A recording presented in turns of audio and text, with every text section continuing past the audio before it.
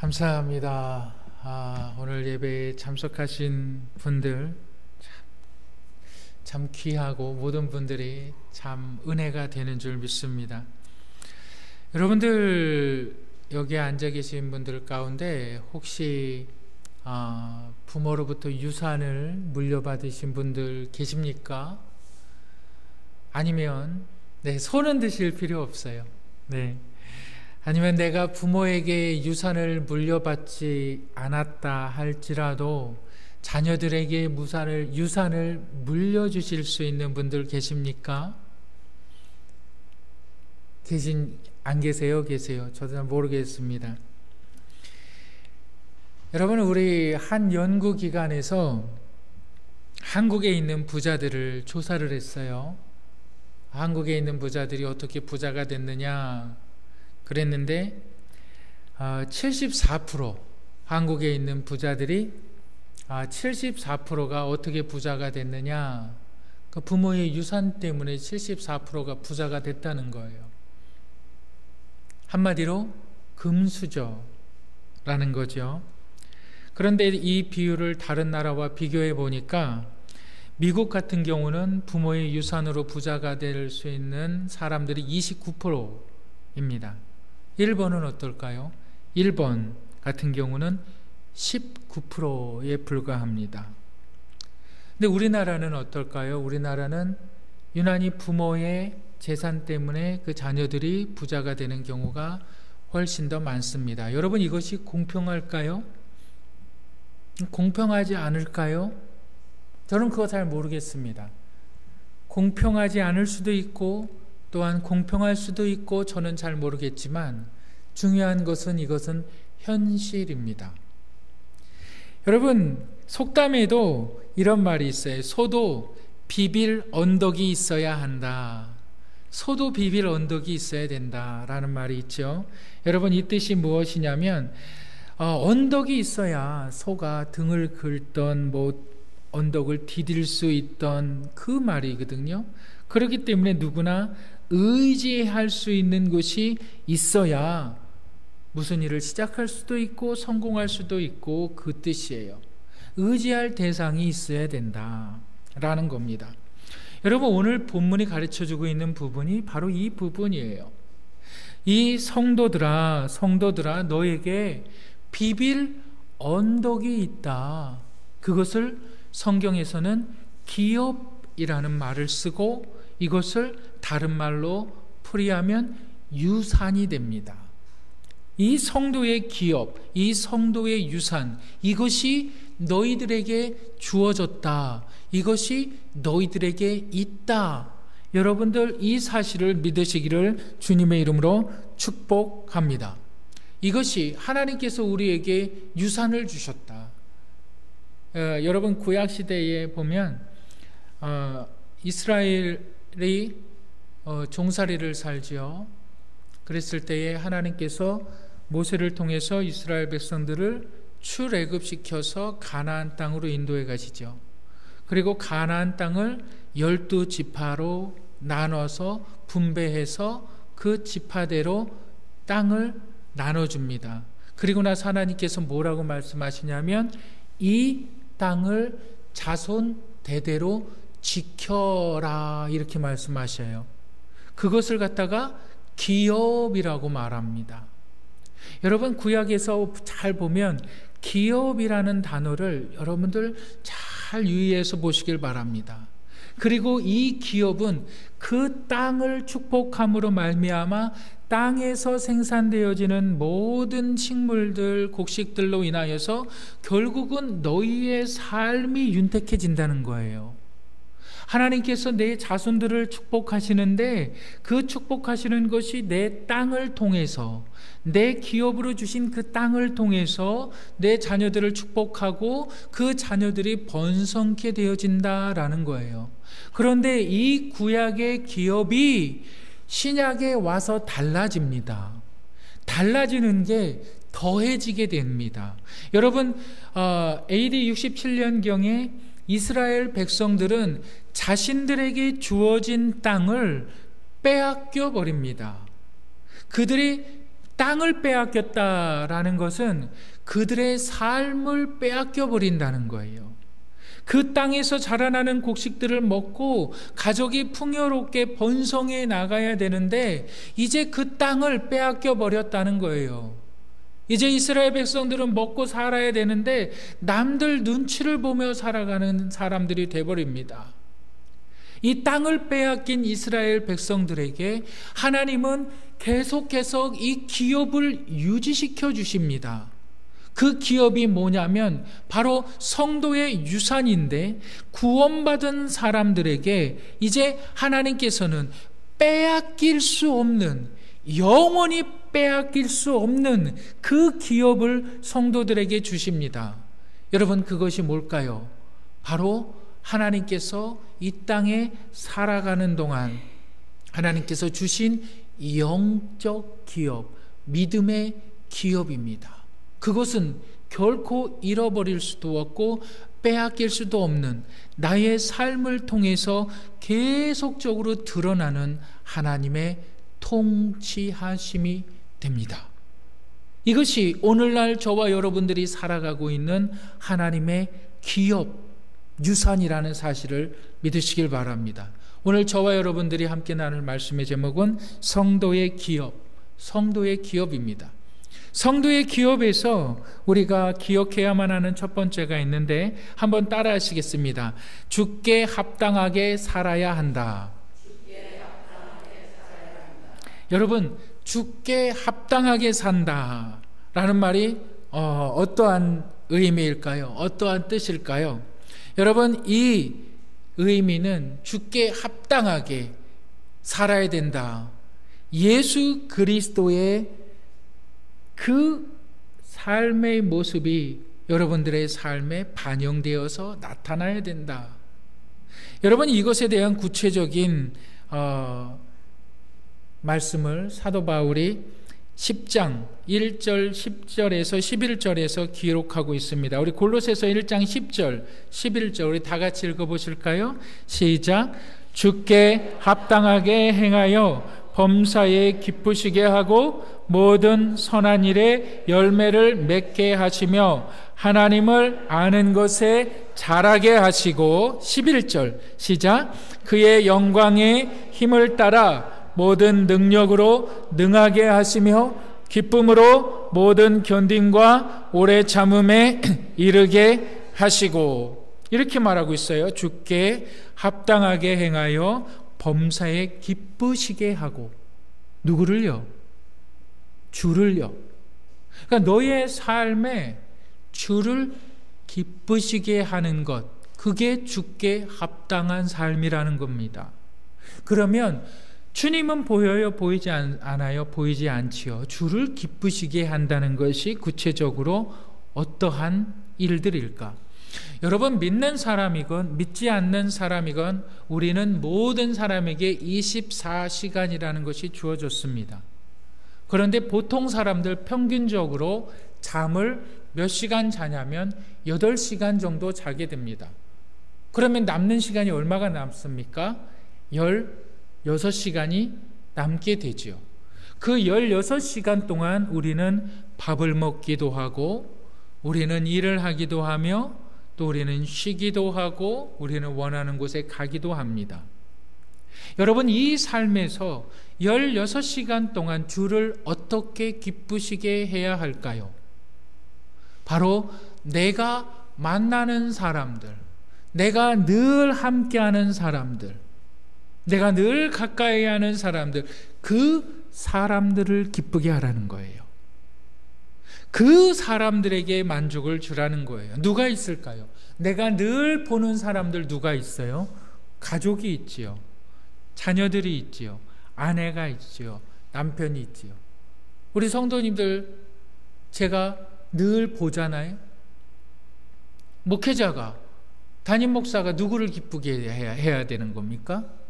성도를 기쁘게 해야 되는 거예요. 성도들은 누구를 기쁘게 해야만 합니까? 목회자를 기쁘게 해야만 하는 거예요. 가정에서 자녀들은 누구를 기쁘게 해야만 합니까? 부모를 기쁘게 해야만 합니다. 부모는 누구를 기쁘게 해야만 합니까? 자녀를 기쁘게 해야만 합니다. 이것이 주를 기쁘게 하는 것이라는 거예요. 내 삶의 모든 영역에서 여러분, 우리가 매일 일주일에 한두 번씩 마주치는 사람들은 늘 마주친다고 우리가 귀하지 않게 여길 때가 있습니다. 늘 마주치는 사람이 정말 귀한 사람들입니다. 항상 보는 사람들이 정말 귀한 사람들입니다. 그 사람들은 여러분들 돌아가실 때까지, 아니 여러분 죽어서도 여러분 하나님 앞에 서는 그때까지 함께 할 가능성이 매우 높은 사람들입니다. 우리 옆에 분들 한번 인사하실까요? 당신이 그렇게 귀한 분이셨군요. 한번 인사하시길 바랍니다. 당신이 정말 그렇게 귀한 분이셨거든요. 당신이 정말 여러분 주를 기쁘시게 하기 위하여서 정말 우리의 삶에 있어서 주를 기쁘시게 하라. 누구를 기쁘게 하라는 거예요? 하나님을 기쁘시게 하기 위해서 내 삶의 모든 영역에서 바로 이 이야기를 10절에서 이렇게 얘기합니다. 범사에 기쁘시게 하고, 이렇게 이야기하고 있잖아요. 모든 일에 주를 기쁘시게 하고, 여러분 모든 일에 주를 기쁘시게 하고, 다시 이야기하면 너희들이 만나는 모든 사람들, 모든 일들을 기쁘시게 하면 그것이 여호와 하나님 예수 그리스도를 기쁘시게 하는 것이다. 여러분, 이것이 주께 합당하게 생활하는 거예요. 이것이 성도의 기업이라는 거예요. 하나님께서 우리에게 주신 유산이라는 겁니다. 여러분, 우리가 사람을 기쁘게 하고 사람을 귀하게 여기고 사람을 소중하게 여길 때 여러분, 그 사람들이 힘을 얻어요. 그 사람들이 하나님을 발견해요. 그 사람들이 하나님의 은혜를 깨닫는 줄 믿으시길 바랍니다. 내 주위, 내 가족, 내 사랑하는 사람들 뿐만 아니라 내 이웃들, 특별히 우리 성도들을 한 번씩 한 번씩 돌아보시는 분들이 되시기를 주님의 이름으로 축복합니다. 내가 누구를 도와줄 사람은 없나? 내가 누구에게 좀 도움을 줘야 되겠는데 그런 사람은 없나? 아까 우리 장로님께서 기도를 하시고 말씀을 하셨는데, 이 도봉구 지역에도 여러분 왜 이렇게 집중호우가 내린지 모르겠어요. 많이 어려움 당하는 사람들이 분명히 있습니다. 저는 좀 찾고 싶어요. 우리 교회도 굉장히 어렵죠. 그런데 중요한 것은 그것이 아니에요.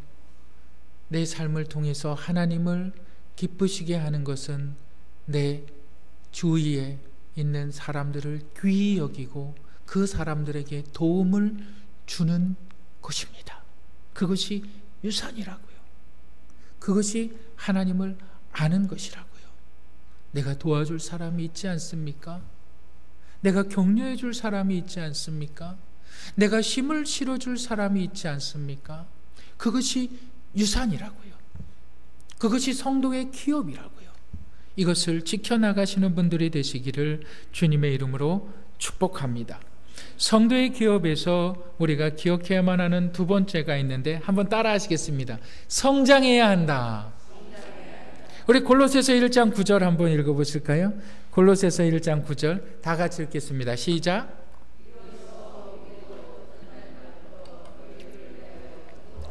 그치지 아니하고 구하노니 너희로 하여금 모든 신령한 지혜와 총명의 하나님의 뜻을 아는 것으로 채우게 하시고, 지금 사도 바울이 골로새 교회에 있는 사람들에게 편지를 쓰죠. 근데 그 편지 가운데 내가 너희를 생각할 때에 정말 감사한다. 감사한 마음이 들어서 이 감사한 마음을 너희 가운데 기도로 표현하는데 그 내용은 이것입니다. 너희 안에 그리스도에 대한 믿음이 있다.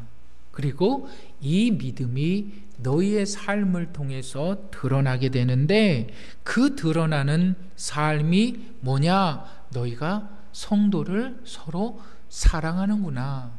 그래서 나는 너희를 위해서 기도한다. 그 기도의 내용은 너희의 사랑이 끊이지 않고 지속될 수 있게 해달라고 하나님께 기도하고 있다라는 말입니다.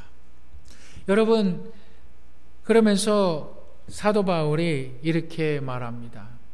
너희가 서로 사랑하는 것이, 너희가 서로 사랑으로 실천하는 것은 그리스도에 대한 믿음이 있고 이것이 끊이지 않고 지속되기 위해서는 하나님께서 공급해 주시는 힘을 너희가 받아야 된다.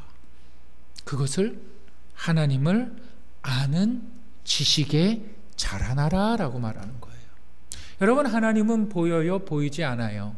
하나님은 보이지 않습니다. 그런데 우리가 하나님을 아는 지식에 어떻게 자라날 수 있을까요? 우리 한번 요한복음 17장 3절 우리 다 같이 한번 읽어보실까요? 요한복음 17장 3절 읽겠습니다. 시작.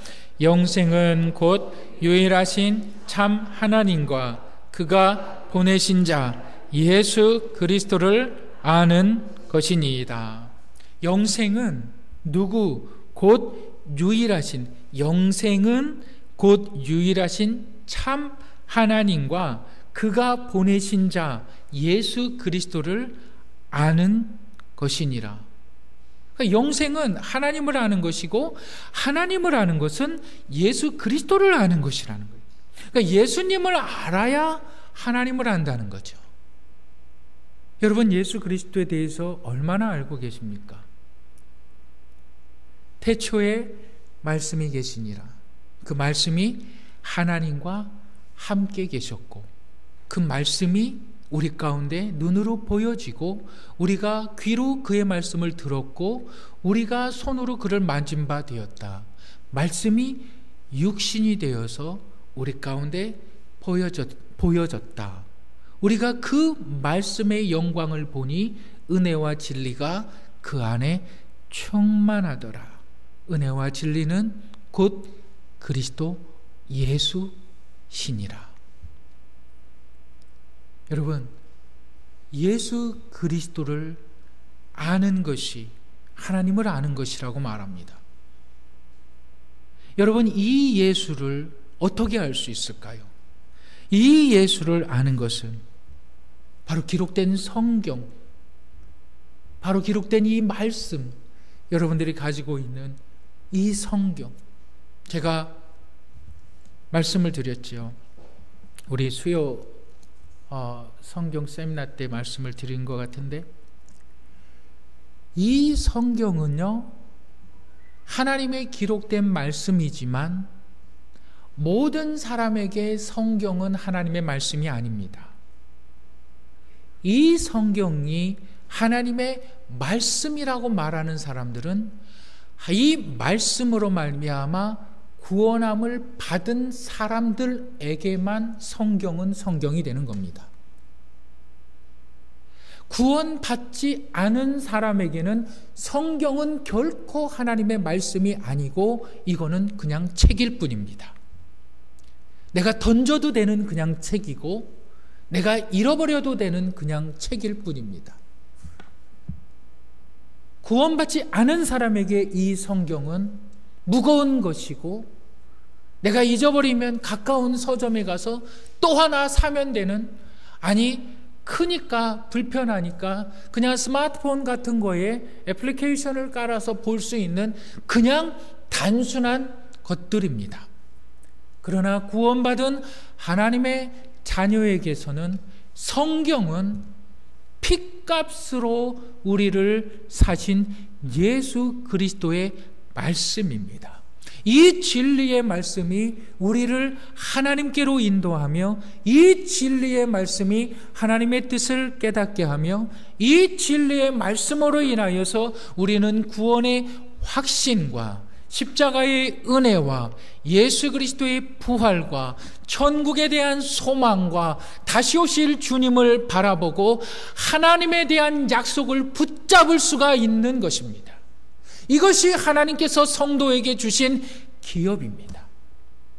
이것이 하나님께서 성도에게 주신 유산입니다. 이것을 통해서 우리는 자라나는 것입니다. 이것을 통해서 우리는 성장하게 되는 줄 믿으시기를 주님의 이름으로 축복합니다.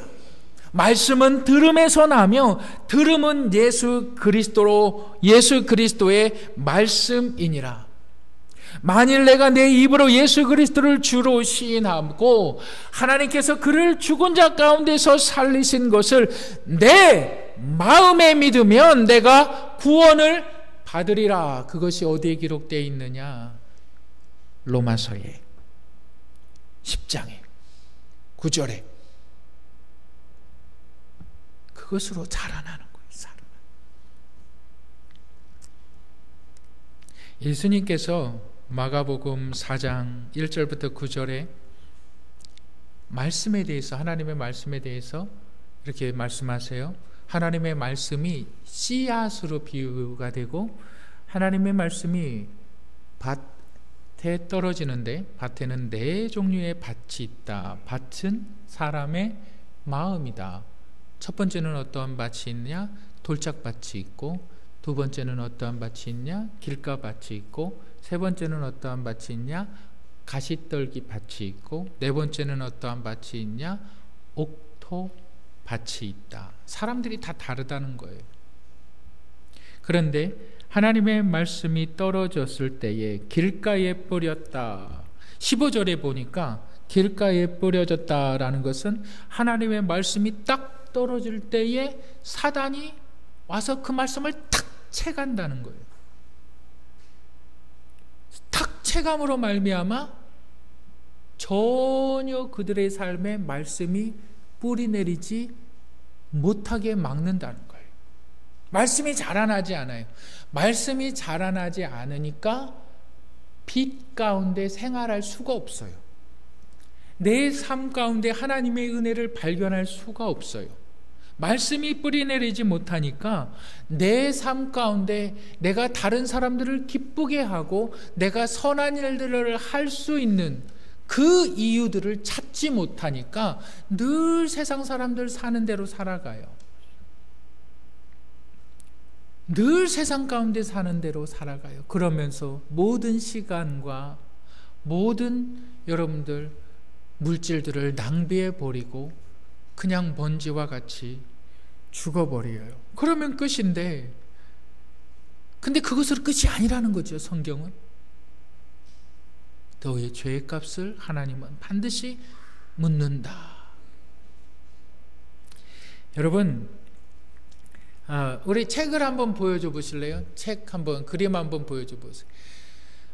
저 책이 있어요. 요즘 나오는 책인데, 그 최고의 유산 상속받기라는 책이 있어요. 짐 스토벌이라는 사람이 쓴 책인데, 저 책의 내용은 이렇습니다. 세계적으로 석유회사와 대목장을 소유하고 있는 레드라는 할아버지가 있어요. 근데 이 할아버지가 자신의 손자 제이슨, 24살 먹은 제이슨에게 자신의 유산을 물려주기 위해서 이상한 계획을 세웁니다. 그 이상한 계획이라는 것이 뭐냐면, 이 레드라는 할아버지가 죽게 될 때에 할아버지가 생전에 비디오를 찍어놨어요. 이 비디오를 12개로 나눠놨어요. 그런데 이 할아버지가 죽으면 이 비디오를 매달 하나씩 손자 제이슨이 보고 그 비디오의 내용을 실천하지 않으면 결코 유산을 물려주지 마라 라고 변호사하고 공증을 해서 도장을 꽝 찍어놨어요. 그러니까 할아버지가 그것을 유산을 남겨놓고 그 유산을 받기 위해서는 과제를 해야 되는데 그 과제가 매달 한 개의 비디오를 보라는 거예요. 그리고 볼 뿐만이 아니라 그것을 실천하고 그 실천한 내용을 변호사에게 보고를 하는 겁니다. 그래야 유산을 상속받는 거예요. 그랬을 때에 이 제이슨은 할아버지가 돌아가셨다. 이제 그 많은 돈 자기 것이 다 됐구나. 좋았던 것도 잠시지만 할아버지가 맡긴 그 과제들을 보니까 이상한 것들이에요. 지금까지 24살 24년 동안 남부럽지 않게 자기가 원하면 다 가졌고, 자기가 할아버지한테 얘기하면 할아버지가 다 해주셨고, 전혀 부러움 없이 살았어요. 근데 갑자기 할아버지가 이상한 것들을 시키는 거예요. 근데 제이슨은 어떻게 할 방법이 없어요. 유산을 물려받기 위해서는 그 일을 해야 되는 거예요. 그 12개의 비디오를 매달 하나씩 보고 그 비디오의 내용을 실천하는 거였어요.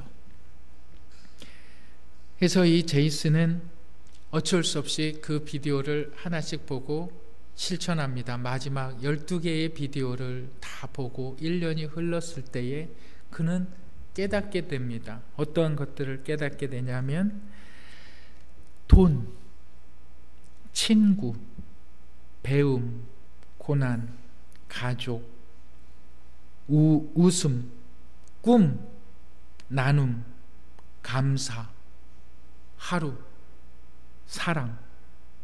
모든 사람들이 그냥 평범하게 느낄 수 있는 이러한 주제들을 삶을 통해서 그것들이 얼마나 가치 있는가를 삶을 통해서 깨달았어요.